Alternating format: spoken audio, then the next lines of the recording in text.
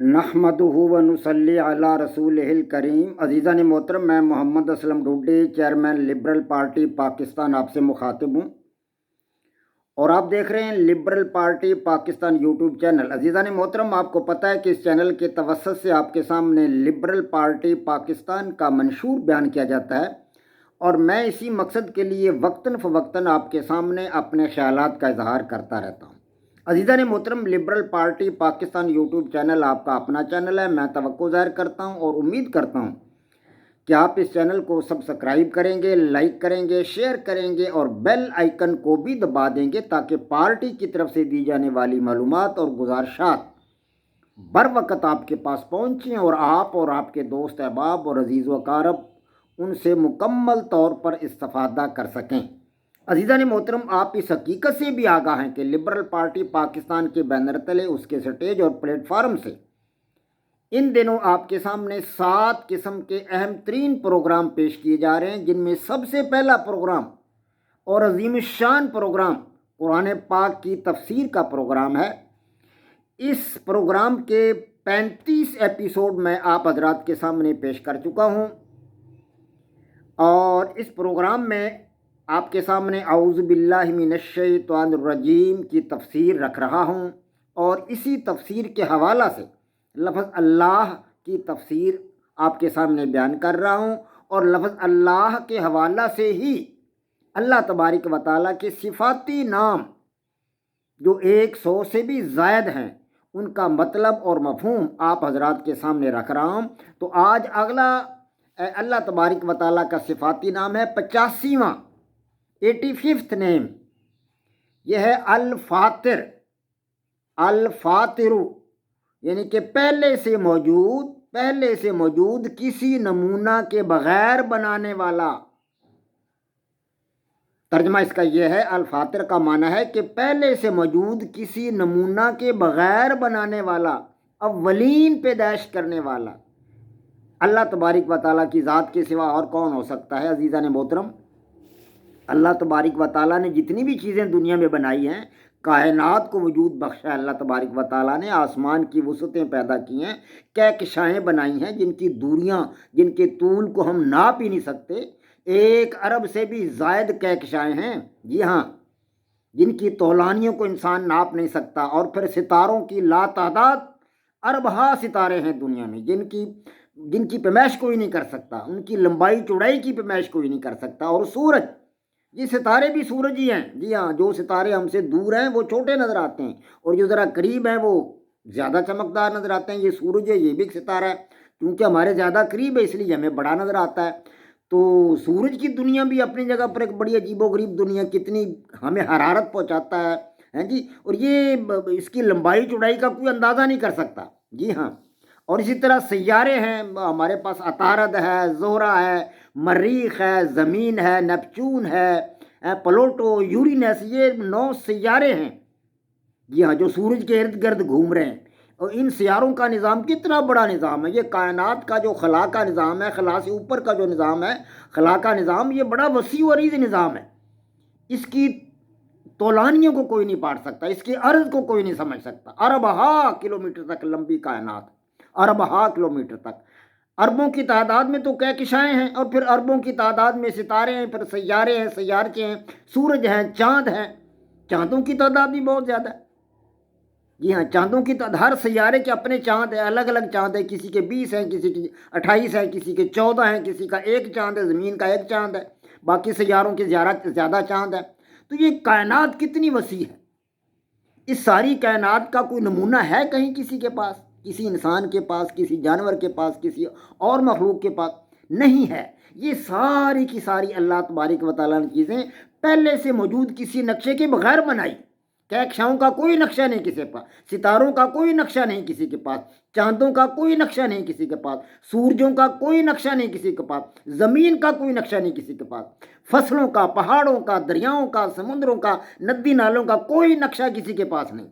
یہ ساری کائنات اللہ تبارک و تعالیٰ نے بغیر کسی نمونہ کے پیدا کی۔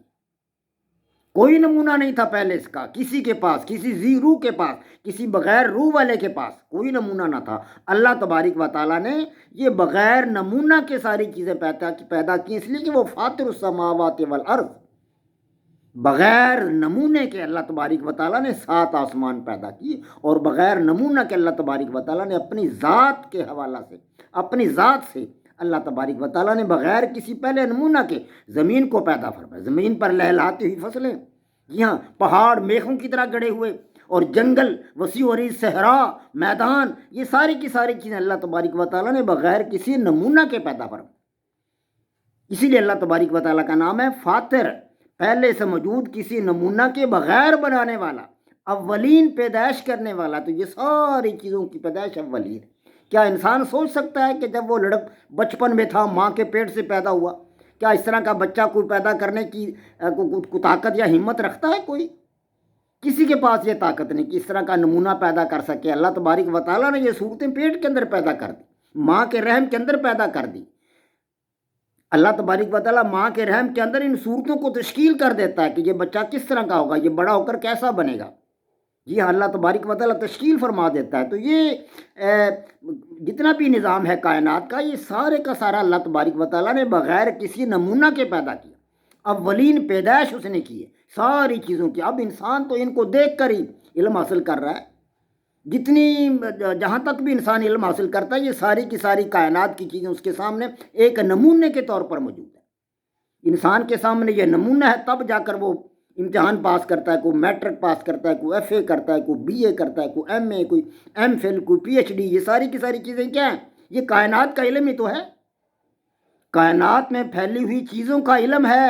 جی ہاں، کہکشاؤں کے پرے، ستاروں کے جھرمٹ، چاند کی تابانیاں، سورج کی رہنائیاں، ہاں جی، زمین کی رونقیں، عزیزان محترم، پہاڑوں کی دلکشیاں، اور اسی طرح فصلوں کا جوبن، اور درختوں کے جھومر، اور پانیوں کی روانی، اور اسی طرح دریاؤں کی تلاطم خیزیاں، اور اسی طرح مرغزاروں میں کولیلیں کرتے ہوئے ہرنوں کی ڈاریں جو پھر رہی ہیں جنگلوں میں، صحراؤں میں، ہاں جی، جنگلوں کی ہیبت خیزیاں اور میدانوں کی دل فریبیاں۔ یہ ساری کی ساری چیزیں کس نے؟ بغیر نمونہ کے اللہ تبارک و تعالیٰ کی ذات نے پیدا کی۔ ہم تو ان کی تصویریں بناتے ہیں، برش سے خاکے بناتے ہیں، ڈرائنگ ٹیچر برش سے خاکے بنا کر سمجھاتا ہے کہ یہ جنگل ہے، یہ صحرا ہے، یہ میدان ہے، یہ مکان ہے، یہ قصبے ہیں۔ اور اسی طرح اللہ تبارک و تعالیٰ نے مطلب جو ہے نا، فضا کے اندر بھی بے شمار چیزیں، بے شمار جانور ہیں، اور بے شمار جو اپنے ہوائی جہاز جو ہیں وہ تیرتے پھر رہے فضا کے اندر۔ یہ اللہ تبارک و تعالیٰ کی قدرت ہے۔ اور زمین، پہاڑ، جنگل، صحرا، میدان، حیوان، فصلیں، اور انسانی آبادیاں، شہر، قصبے، دیہات، جانور اور دیگر چیزیں، یہ ساری کی ساری چیزیں اللہ تبارک و تعالیٰ نے بغیر کسی نمونہ کے پیدا کی ہیں۔ اب انسان انہی کو جان کر، انہی کو سمجھ کر تعلیم حاصل کرتا ہے، پی ایچ ڈی کی ڈگری حاصل کرتا ہے، ایم فل کی ڈگری حاصل کرتا ہے۔ یہ ساری یہی چیزیں ہیں، کتابوں میں یہی چیزیں بند ہیں۔ جی ہاں، یہی چیزیں بند ہیں جو بغیر کسی نمونہ کے اللہ پاک نے پیدا کی، اور ہم ان کے نمونہ سے سیکھتے ہیں کہ زمین کیسی ہے، پہاڑ کیسے ہیں، جنگل کیسا ہے، دریا کیسے ہیں، ہیں جی۔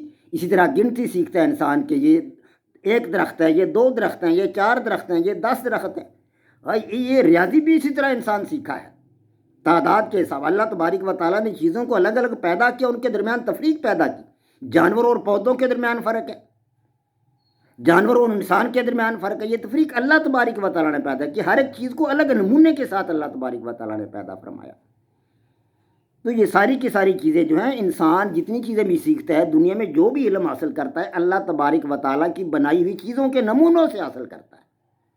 اللہ تبارک و تعالیٰ ہی فاطر السماوات والارض، پوری کائنات کا فاطر ہے۔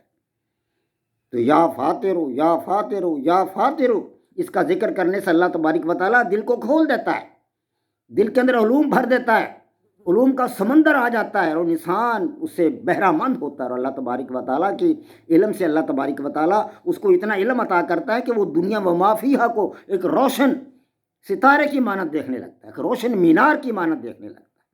وما علینا الا البلاغ۔ پاک فوج زندہ باد، پاکستان پائندہ باد۔